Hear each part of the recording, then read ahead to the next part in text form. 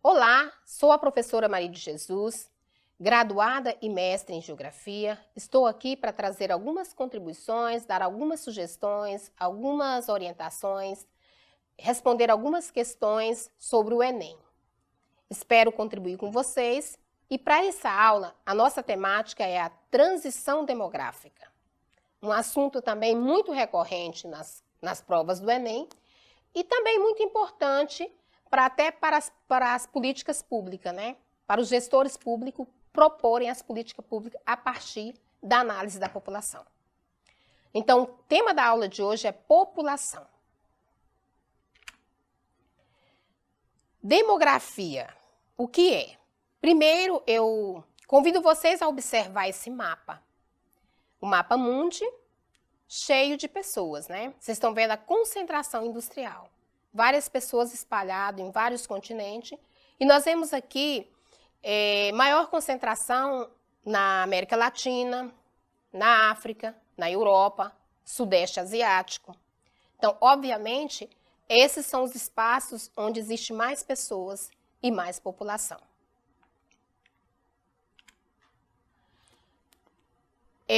Eu convido a vocês e pergunto a vocês o que é demografia? O que vocês acham que é demografia? Vamos ver o conceito? Demografia é a área da ciência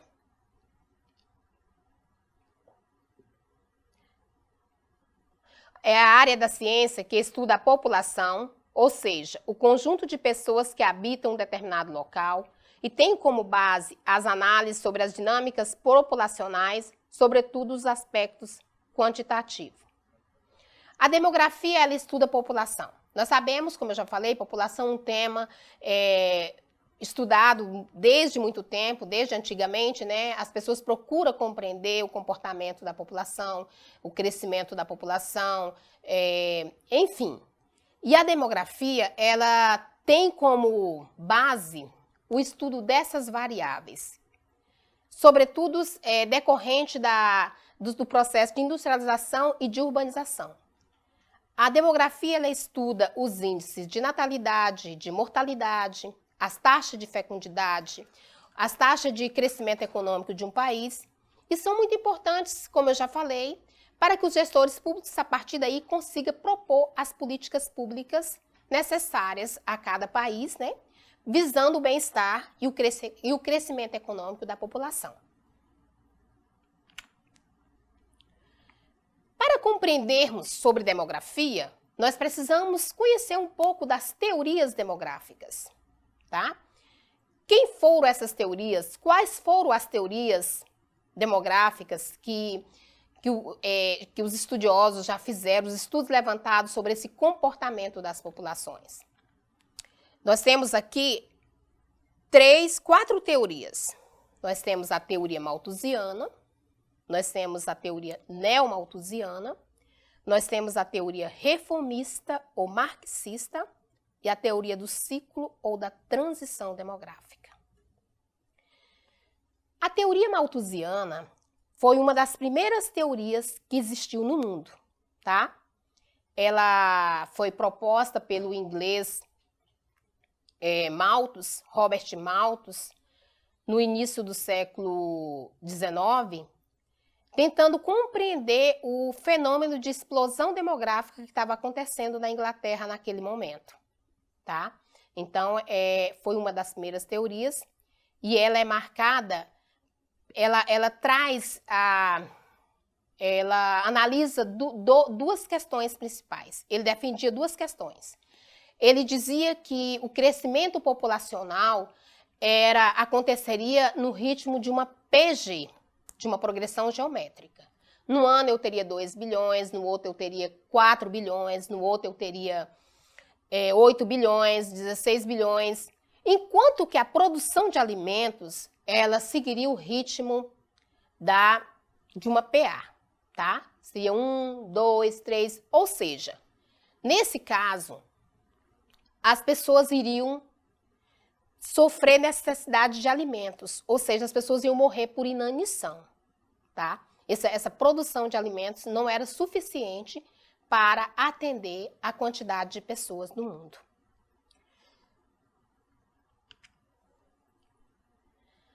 Malthus defendia, ele dizia que a população cresce nesse ritmo, como eu falei, de uma PG, e a de alimentos em uma PA. Só que aqui eu quero falar para vocês que Malthus não considerou a situação, porque assim, com o crescimento econômico, existiu o quê? A urbanização trouxe o quê? Um modelo de vida diferente para as pessoas. As pessoas deixaram o campo, começaram a viver na cidade, e esse processo de inserção na cidade fez com que aquilo que era vantajoso no campo não teve mais vantagem na cidade. O número de filhos que era importante no campo, porque eles eram mão de obra, na cidade já não foi tão necessário. Então, automaticamente, o número de nascimentos diminuiu. Outra questão, Malthus não considerou a revolução agrícola que o mundo viveu, decorrente da Revolução Industrial. As técnicas melhoraram, então a produção de alimento aumentou, especialmente nessas regiões dos Estados Unidos, que nós conhecemos a região das planícies centrais. Então houve assim um crescimento de alimentos. Então essa teoria de Malthus falhou, tá? Como vocês estão vendo. Em 1900 o mundo era rural. Em 2030 nós vamos ter um mundo praticamente urbanizado, tá? Então a teoria de Malthus seria até um absurdo a gente pegar essa teoria como base hoje para estudar o comportamento das sociedades. E tem mais, a questão da fome no mundo não é a falta de alimentos, mas sim a má distribuição dos alimentos, a má distribuição dos recursos, das riquezas entre as pessoas. Depois da teoria de Malthus, nós tivemos a teoria neomalthusiana. Essa já foi na primeira metade do século XX, também um pouco alarmista e considerando a explosão demográfica que estava acontecendo nos países subdesenvolvidos, decorrente também do processo de urbanização. Então, eles reeditaram a teoria de Malthus e consideraram que a população também iria passar fome, porque estava aumentando muito o número de gente e a produção de alimento não estava acompanhando, tá? E esses neomalthusianos, eles ainda propunham que o Estado assumisse o controle sobre a natalidade. Através de quê? Distribuindo anticoncepcional gratuito, fazendo operações cesariana, fazendo vasectomia, divulgando o modelo de família ideal, que seria apenas 2 filhos, como é o caso da China. Ou seja, o Estado teria um controle total sobre a população. Assim, algo muito absurdo. E nessa teoria, eles diziam mais ainda que o excesso de filho gerava pobreza. O excesso de filho gera pobreza, né? E que atrapalha os investimentos no setor público, porque gente demais não vai dar conta de atender, né? É pobre demais, é um peso social. Contrapondo a essa teoria de neomalthusiana, veio a teoria reformista. A teoria reformista já foi na segunda metade do século XX, ela foi criada pelo sociólogo, economista Karl Marx. Karl Marx, ele já tirou o foco. Ele disse que o número de filhos, né, que gerava pobreza. A pobreza é que gerava o número de filhos, ou seja, tem muito filho, pobre é que tem muito filho, não é que muitos filhos fazem ser pobre. Então, foi assim, contrapondo a outra teoria. E ele dizia ainda que o alto crescimento vegetativo iria comprometer os investimentos em outros setores produtivos, tá? E o que ele defendia? Ele defendia que o Estado fizesse investimentos, né, na área social, nas áreas sociais, melhoria na qualidade de vida, sobretudo na educação, né, para que as pessoas começassem a ter os seus próprios sonhos e idealizar um projeto de vida, né, e a partir daí a redução do número de filhos viria automaticamente, Tá? Então, a teoria reformista ou marxista foi uma das teorias que mais, assim, pode ser usada, que nos dá mais vantagens e dá mais apropriada para estudar os comportamentos populacionais. Nós temos também a teoria da transição demográfica. A transição demográfica, modelo da mudança econômica e cultural, para explicar a queda da taxa de mortalidade e natalidade e o aumento da expectativa de vida nos países ocidentais após a industrialização. Essa teoria é de Frank, um norte-americano, tá? Ela é um pouco mais para trás, mais antiga, né? E ela veio para refutar a teoria neomalthusiana. Esse estudioso, ele dizia que o processo de crescimento da população, ele passa por fases diferentes, né? E em locais e em espaços diferentes. Não era como Malthus dizia, que ele tomou como exemplo, Malthus tomou como exemplo apenas a Inglaterra e defendeu uma teoria para o mundo inteiro.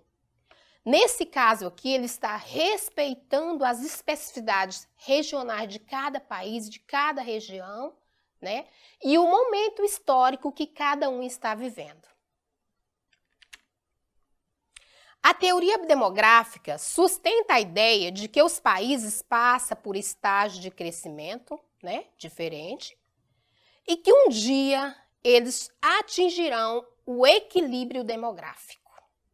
Tá? Ele acredita que os países um dia vão chegar a um equilíbrio, né, a ter um crescimento vegetativo mínimo, né, e que não haja esse aumento e nessa queda tão acentuada de população.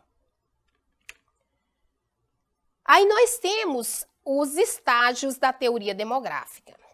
Ela passa por 4 estágios. No primeiro estágio, nós temos um crescimento baixo ou lento, né, marcado com altas taxas de natalidade e mortalidade. No segundo estágio, nós temos um crescimento alto ou acelerado, taxa de mortalidade alta e de natalidade alta e de mortalidade baixa. Nós temos aí a chamada explosão demográfica. No terceiro estágio, nós temos um crescimento parado ou estagnado, baixas taxas de natalidade e mortalidade, né? Nós temos um crescimento vegetativo já bem pequeno. E no quarto estágio, nós temos a estabilização demográfica, ou seja, um fenômeno, uma situação em que praticamente não nasce mais pessoas, né? O crescimento é bem lento, já tem-se uma política contrária de incentivar o crescimento demográfico. Acompanhe comigo o gráfico e vamos analisar direitinho essas fases aqui no gráfico. Nós temos aqui a transição demográfica, nós temos as 3 fases e nós temos as linhas, né? Do crescimento vegetativo, essa espontilhada, a azul da taxa de mortalidade e a vermelha da taxa de natalidade, tá? Eu quero falar para vocês que essa primeira fase, ela é considerada a fase agrária ou rural, pode-se dizer. Foi um momento histórico em que os países, a maioria da população dos países morava na zona rural, morava na roça. Essa fase é marcada por alto índice de natalidade e alto índice de mortalidade, tá? Por que que tinha alto índice de natalidade? Naquela época era interessante ter muito filho, porque os filhos eram mão de obra para trabalhar na roça, ajudar os pais. Por outro lado, a mortalidade também era muito alta, por quê? Porque não tinha essas condições médicos hospitalares que nós temos hoje. A gente sabia que a pessoa morria facilmente, não tinha vacina, enfim, eram condições bem mais difíceis de vida. Então, essa primeira fase, ela é considerada como agrária ou rural. Então, ela realmente é marcada por um alto índice de natalidade e de mortalidade. Não se tem uma explosão demográfica porque aqui, do mesmo jeito que nascia muito, morria muito. Então, tinha praticamente um equilíbrio. Mas, como a gente vai ver lá na frente a pirâmide, vocês vão ver como que era a estrutura da pirâmide nesse momento.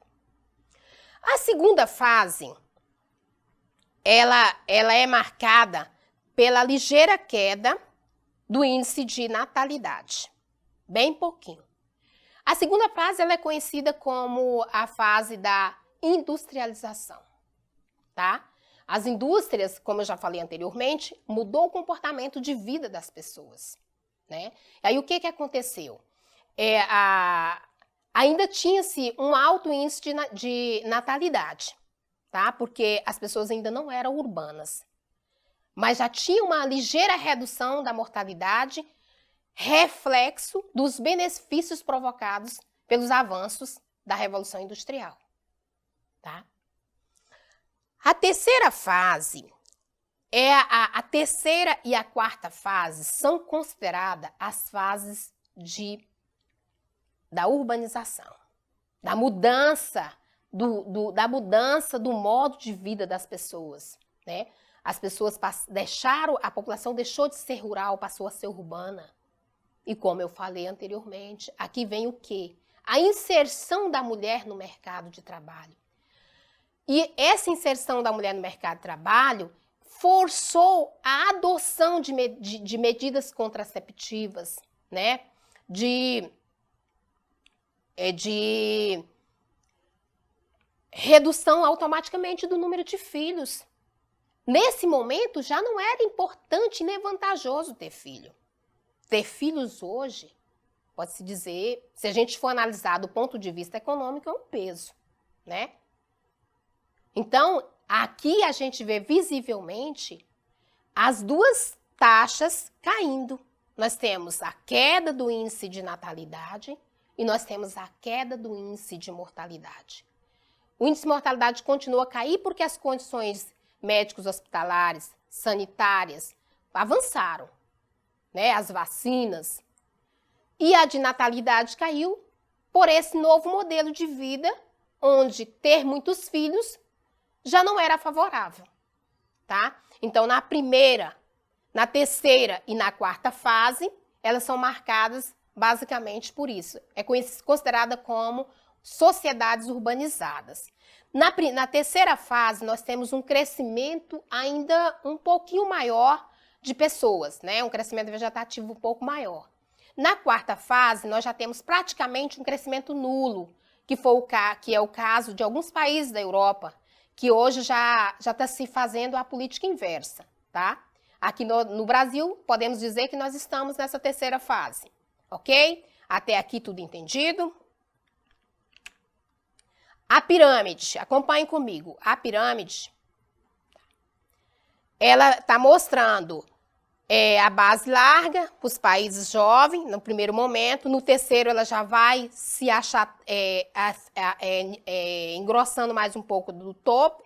E as duas últimas, nós já temos uma pirâmide característica de países de pessoas envelhecidas. Vamos, então, para a questão.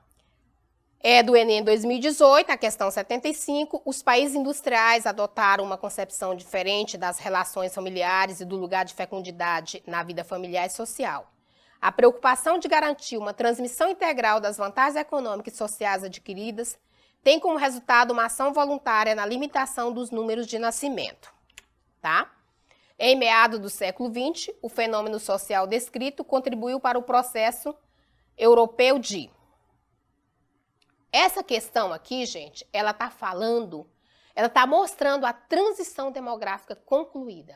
Isso aqui como eu falei, é o que a Europa hoje está vivendo, né? Que aí nós temos as alternativas A, B, C, D e E. Na letra A, nós temos a estabilização da pirâmide etária. Na letra B, nós temos a conclusão da transição demográfica. A letra B é a alternativa correta. Conclusão da transição demográfica. Bem, o que eu tinha para trazer para vocês hoje era isso. Espero ter contribuído. Desejo a todos boa prova. Estudem bastante. E até breve nos encontraremos novamente.